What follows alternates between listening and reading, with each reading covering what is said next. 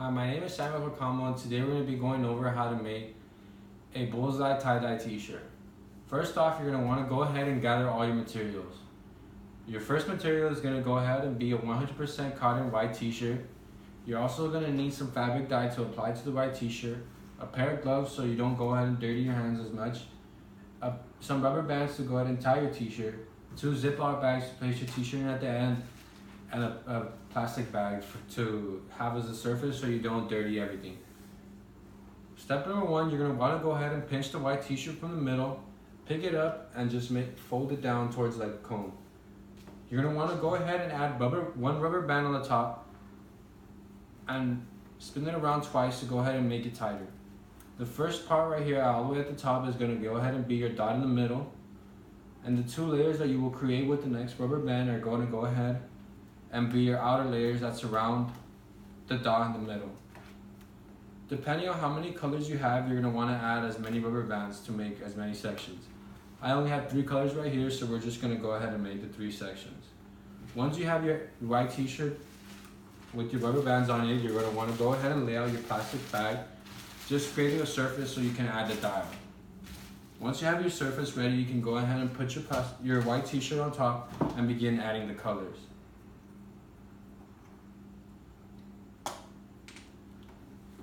You want to go ahead and make sure when you're adding the colors that you add the dye all over, just to make sure that the color on your t-shirt stays dark after you rinse out the t-shirt at the end. You're going to want to go ahead and make sure you get all the spots and not leave any of the white spots remaining. The darker your shirt, the better it will look when you make it at the end.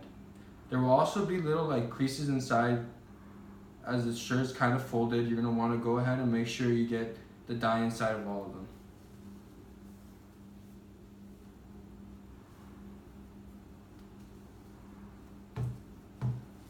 I learned this recipe first when I was in my high school class taking chemistry for the first time. My teacher taught us how to make this, but it was a spiral t-shirt instead, and a bullseye. Your second color in the middle is probably going to be not as big as the first, as bigger than the first, but not as big as the last. If the colors get mixed when you're adding the paint, it won't be much of a problem. You're just going to go ahead and see some overlapping colors. One color will be more dominant than the other, so it won't fully make the color go away.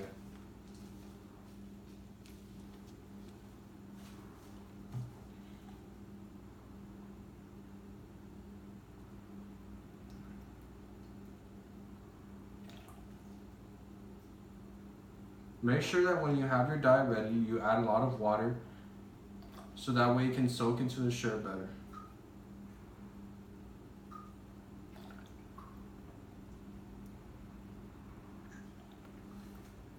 The colors you add to your shirt, you may want to go ahead and look how they look together first, just so that when you make your shirt, the colors don't look odd and weird when you have them together.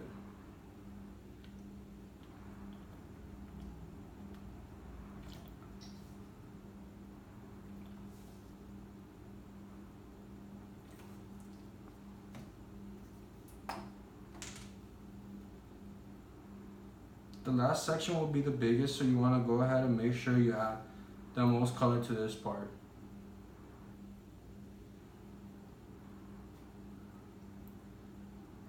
You want to go ahead and make sure you try to remove as much of the white part as you can. You might not be able to get all of it, but just try to do your best.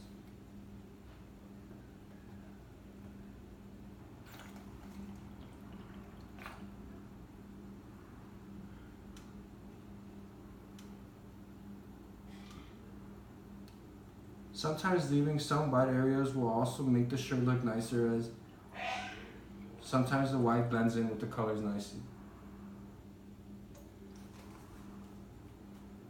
After you go ahead and finish adding all your dye, you want to go ahead and get one Ziploc bag, open it, and place your t-shirt inside of it.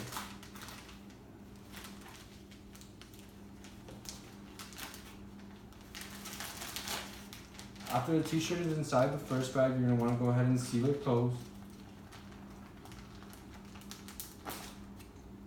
And your second Ziploc bag is gonna hold it inside just so none of the dye falls out of the first bag.